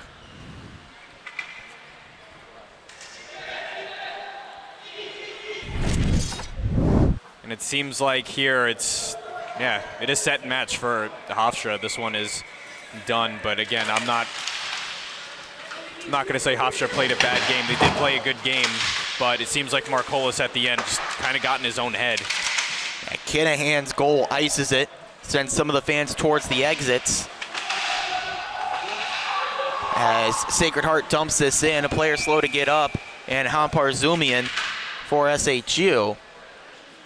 Looks like he took an elbow in the face as they were trying to transition into offense. They're going to give a penalty very late in the game to the Pride. And it's Patrick McDonough headed to the box. Credit to the refs in this one. They don't take any time off. Might be the closing seconds of this game, but still have to enforce the law. As they bring it down on McDonough, who will sit likely for the remainder of this game. Final 9 seconds of this game. Face-off coming up to the left of Markoulis. It was a very big nail-biter until the end here. A lot of goals raining down at the end in favor of Sacred Heart. They really needed that third period effort. Both of them needed it. I mean, Sacred Heart, just to remind you, they were leading 3-1 heading into this period. It was a 3-1 lead. Hofstra scores 4, Sacred Heart scores 5. They outscore Hofstra by 1 goal. Face-off taken by Sacred Heart. A quick shot off the draw goes wide. As the puck is cleared, the buzzer sounds, and the Sacred Heart Pioneers get a well-earned, hard-fought 8-5 victory on the road against the Hofstra Pride. It was defense at the beginning. It was very much the attack at the end. I mean, Hofstra fought ever so valiantly They weren't trying to play too clean, too fancy, I guess I would say, too, sophisticated of a game towards the end there, but they played their dirty hockey, their garbage hockey, if you will, just the dump and chase, as I thought that would be the best solution for them. And it was working, but at the end, it really looked like Marcolis got in his own head a little bit, and the Hofstra Pride as a whole got inside their own heads. You see that with teams sometimes. You go up or you come back, you're back within a goal, and then you get a little anxious. It's not always something where you feel excited. Of course you feel excited, but that can translate into some negative energy, and unfortunately Hofstra wasn't able to essentially channel it into positive energy. Sacred Heart was, on the other hand, and like you mentioned, a Division II team. Hofstra played very well. They only got outscored by 1 goal in the third period. Yeah, it was a very well-contested game, and I mean, you talked about Marcolis maybe getting into his head late in the third, but he was the story of the game early on. If it's not for Marcolis, this game is a slaughter, and Hofstra is blown out, but they're in this one really all the way through until close to the final whistle because of the efforts of Spiro Marcolis. And Hofstra's first matchup against Sacred Heart last season, Hofstra did drop it 10-0 last season against Sacred Heart. It's an 8-5 game here, so of course never hurts to put on a couple of goals, and Hofstra did as much as they can. Again, it was that blue line. It really was that blue line. I mean, it's very tough to contain that Sacred Heart blue line, and they were the ones who did the most damage in this game in favor of Sacred Heart. Yeah, goals from the blue line, either directly or setting plays up, deflection plays, passes into the slot. They were the killers in this match that turned the tide for the Pioneers. And before we turn our attention to the next game for each of these two teams, final thoughts before we tune out, John. It was exciting. I mean, why not? It was 3-1. First of all, it was 1-1, a 1-1 tie. Sacred Heart gets 2 back, and I think to myself, well, you know what? It doesn't seem like it's in Hofstra's, they're not getting any momentum. It doesn't seem like this is going to play out in their favor. And then I mentioned a 2-goal lead, known in any sport, is the worst lead to have in any sport. And, well, Sacred Heart did extend it to 3, but then Hofstra closes into 1 to make it 4-3. Then it's 6-3 Sacred Heart. Hofstra again comes back with 2 to make it 6-5.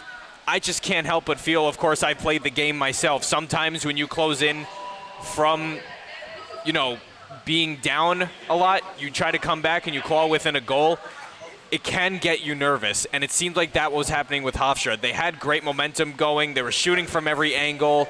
Their zone entries were a lot more clean, or dirty for that matter. They got it in the zone anyway, but unfortunately, their momentum stopped, and Sacred Heart very much picked up the pace after. And one final note is that one of the old sayings is the most important shift isn't the goal that's scored. The most important shift is the shift after the goal is scored. Whether you're the one who scored the goal or you're the one who conceded the goal, the most important shift is how you responded. Sacred Heart took advantage of, the most important shift you can have, and they did.